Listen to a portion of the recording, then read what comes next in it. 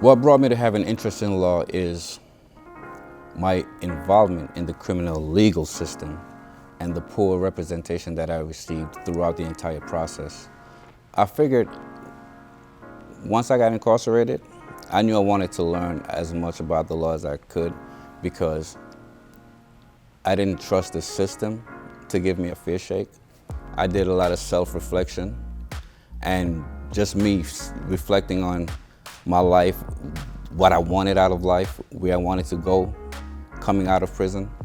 I knew I wanted to make a change. I knew I wanted to be an advocate for people like me who were poor, underrepresented, from marginalized communities all across America. And I decided when I came home, I was going to pursue that goal of becoming an attorney. I knew I was going to come to John Jay even before I came home because, like, growing up in New York City, anyone who spoke about becoming an attorney or having anything to do with law enforcement, the one consistent school that was always mentioned was John Jay.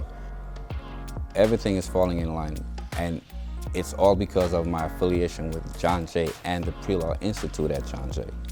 The support that I've received, the connections that I've made, it's like my network, it keeps growing and growing, and inside of John Jay, outside of John Jay, and I'm basically as connected as I've ever been in my life. My greatest memory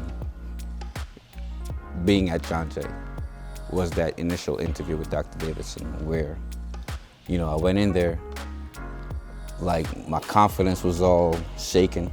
I didn't know what to expect, and I told him I have a criminal justice involvement.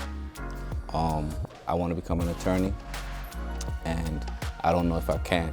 The advice that he gave me, I thought that my criminal justice involvement would be like a hindrance, and he actually saw that as an opportunity. It was intense, and it was, it's unforgettable. And what it did was, he validated my sense of purpose, and like my self-esteem was boosted, and my confidence was restored. I left out of that meeting definitely convinced that I was going to become an attorney.